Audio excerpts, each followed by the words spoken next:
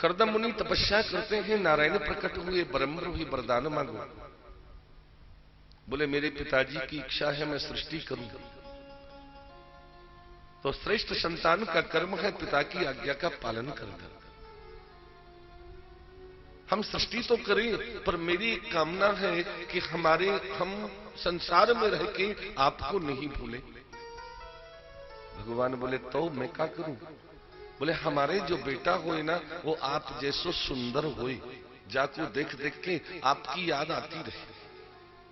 नारायण मुस्कुराए, पहली बार कोई पुरुष सृष्टि करवे को राजी हुए, तो वो भी हमें अपना बेटा बनाना चाहे। भैया मेरे जैसो तो मैं ही हूं, चलो हम ही आपके पुत्र बन के आएंगे। कब आओगे? बोले आज के तीसरे दिन महाराज मनु परिवार के सहित आवेंगे, अपनी पुत्री देवहूति को विवाह आपके साथ करेंगे। तो विवाह कर लेना, मना मत करना, फिर हम आपके बेटा बन के आएंगे। ठीक है। तीसरे दिन मनु परिवार के सहित आए हैं। सुंदर वन के सौंदर्य को देखे हैं, आश्रम के सौंदर्य को देखे हैं। आश्रम के अंदर ऋषि विराजे हैं, कर्दम मुनि कामदेव के समान सुंदर सत्संग किए हैं।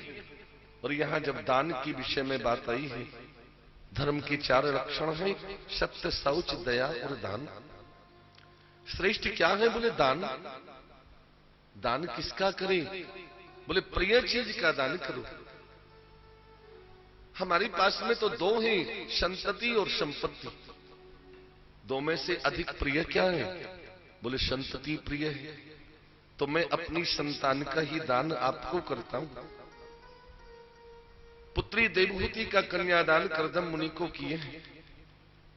विदाई लेकर के मनु चले गए। कर्दम मुनि देखे विवाह हो गया, पूछ लिए राजपुत्री आपकी क्या इच्छा है? तो विवाह के बाद में क्या इच्छा होती है? घूमने की इच्छा होती है। कोई नई बात नहीं, पुरानी बात है। आज पहला विवाह हुआ है। कर्दम देवहूति पहले दंपत्ति है। ये कहती है हम भ्रमण करना चाहते हैं।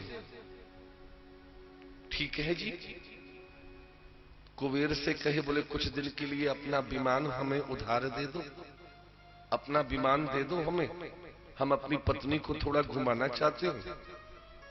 कुबेर सोच में पड़ गए, बोले ये तो महात्मा जी है, विमान में पहले तो कभी बैठे नहीं, कहीं मेरे विमान में कोई खराबी कर दी तो इनसे कुछ कहने की भी नहीं, तपस्वी है।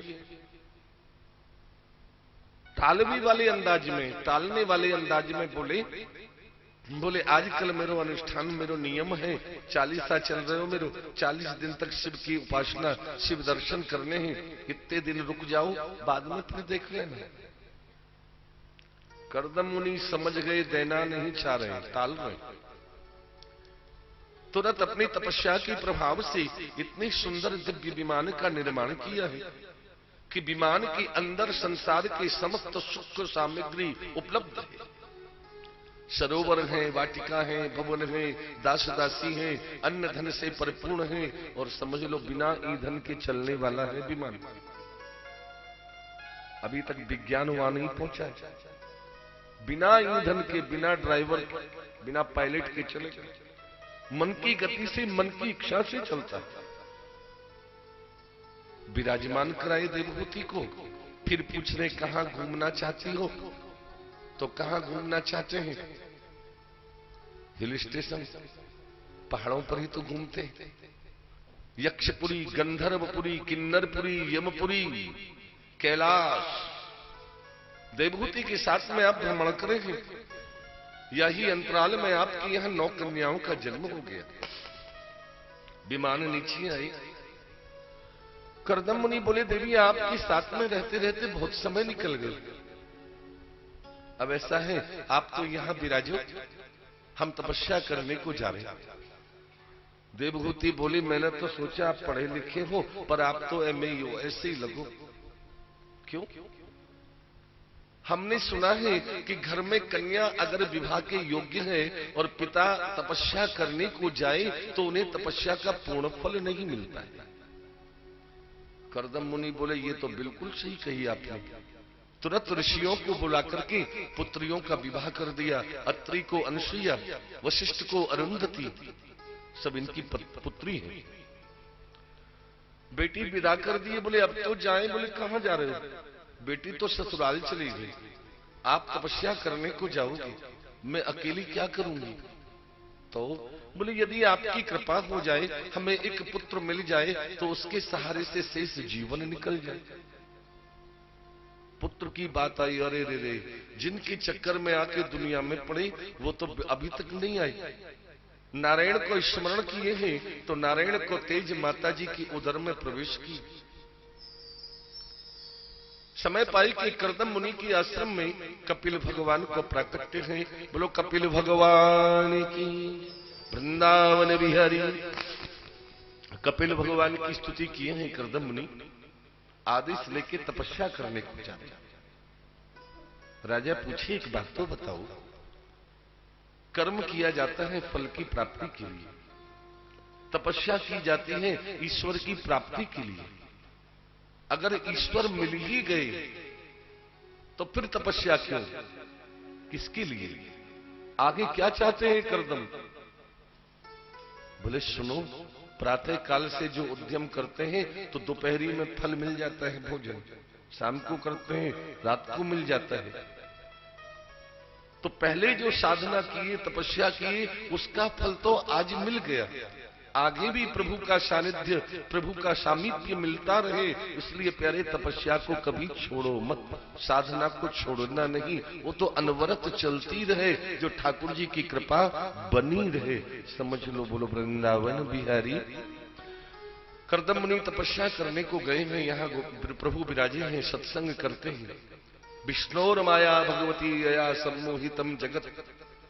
नारायण की माया बड़ी प्रबल है, जिसने संसार को अपने बस में किया है। माया रूपी बधिक का जाल है, काम क्रोध लोभ मोह अहंकार। काम से बचते हैं तो क्रोध, क्रोध से बचते हैं तो लोभ, लोभ से बचने के लिए मोह, और मोह के आगे आता है तो अहंकार। बच पाओगे? विद्वान कहते हैं इन्हें छोड़ दो, इन्हें छोड़ दो। कहने वालों से ही पूछ लें, क्या छोड़ पाते हो? छोड़ पाए हैं? प्यारे ये संसार है, अगर इसे छोड़ोगे तो जाओगे कहां? छोड़ने के लिए नहीं है। काम क्रोध लोभ मोह अहंकार छोड़ने के लिए नहीं है, तो बोलिए तो ठाकुर जी की प्राप्ति के लिए। असत्य के लिए आकर्षित होगे तो असत्य में जाओगे। अब ये तुम्हारे ऊपर है कि तुम्हारा विवेक क्या कहता है, आपका विवेक किधर ले जाता है। सौंदर्य देखना है ना, सौंदर्य देखना है, किसका देखोगे? दुनिया का, जिसका क्षणिक सौंदर्य है, जो कल थे वो आज नहीं, आज हैं तो आगे रहेंगे नहीं। स्थायी सौंदर्य देखना है तो ठाकुर बिहारी जी का देख लो ना। हमारे ठाकुर जी जैसे कल मुस्कुरावे हैं, आज भी मुस्कुरा रहे हैं और आगे भी मुस्कुराते ही रहेंगे। सौंदर्य जब देखना है तो पहुंच जाओ ठाकुर के पास। और क्रोध अगर आता है ना, क्रोध आता है, दबता नहीं है, तो क्या करना है? दुनिया से मत लड़ो, दुनिया से मत कहो। दुनिया से कहोगे तो दुनिया लड़ जाएगी। कोई कितनी देर आपको सहन करेंगे? 10 मिनट, 20 मिनट, दिना, 2 दिना, 4 दिना, उन्हें भी तो गुस्सा आएगा ही आएगा। पलटवार तो वो भी करेंगे ही करेंगे। वो भी फिर जब उल्टा बोलेंगे तो विवाद खड़ा हो जाएगा। और क्रोध आना है, जब भी क्रोध आए तो चले जाओ जहां ठाकुर जी विराजे हैं, मंदिर में। घर में मंदिर तो होता है, मंदिर में पहुंच जाओ और जो सामने वाले से कहना है वो ठाकुर जी से कह दो।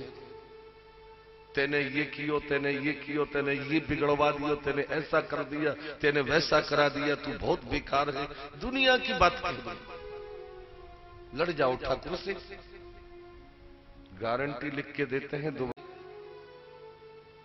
दुनिया से लड़ोगे, दुनिया से क्रोध करोगे तो दुनिया लड़ेगी, और ठाकुर से लड़ोगे तो ठाकुर मुस्कुरा देगा। वाह वाह, मेरे को अपना समझता है ना, मेरे को अपना समझता है, इसीलिए तो कहता है। तो भैया आगे तो ये कमी नहीं होनी चाहिए, नहीं तो दोबारा सुननी पड़ेगी। समझ लो, बोलो वृंदावन बिहारी। क्रोध करना है तो ठाकुर से कर,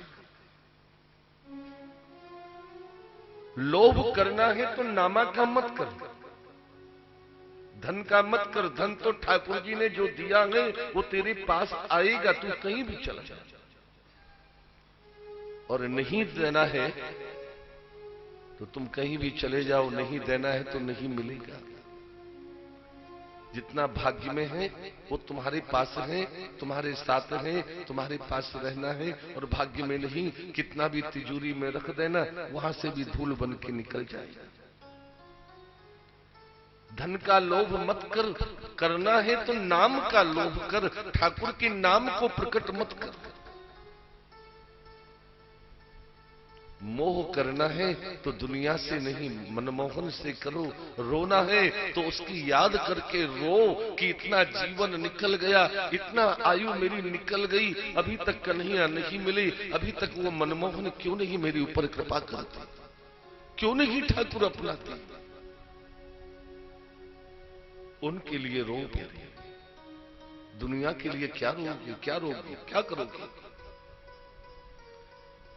और अभिमान करना है तो कृष्ण कृपा पर कर लो।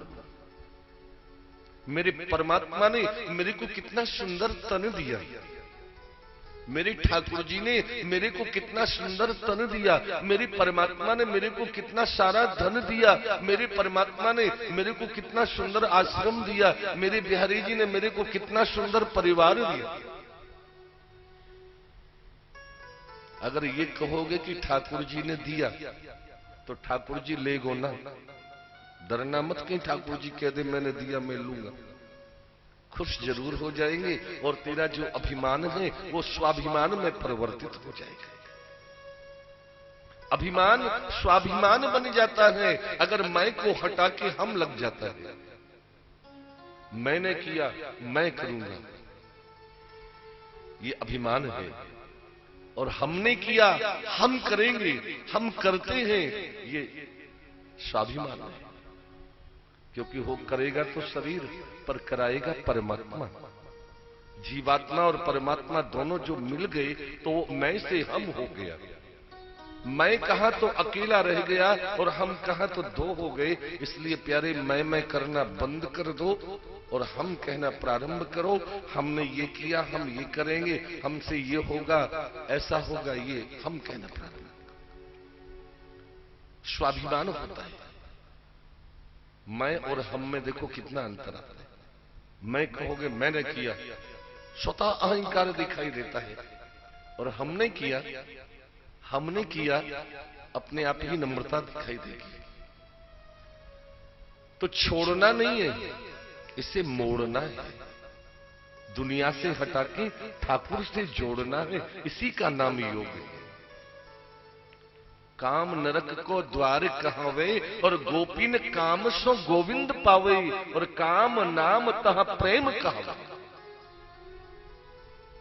मोड़ दो, आनंद हो जाएगा।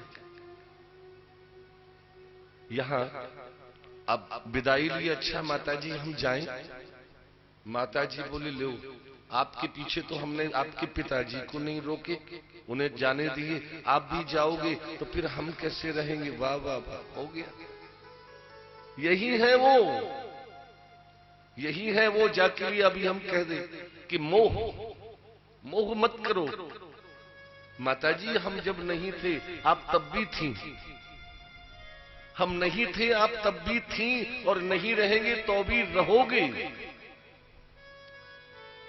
ये तो श्वास है, जब तक आस है, श्वास छूटी कि साथ छूटी, फिर कौन तेरा और कौन मेरा।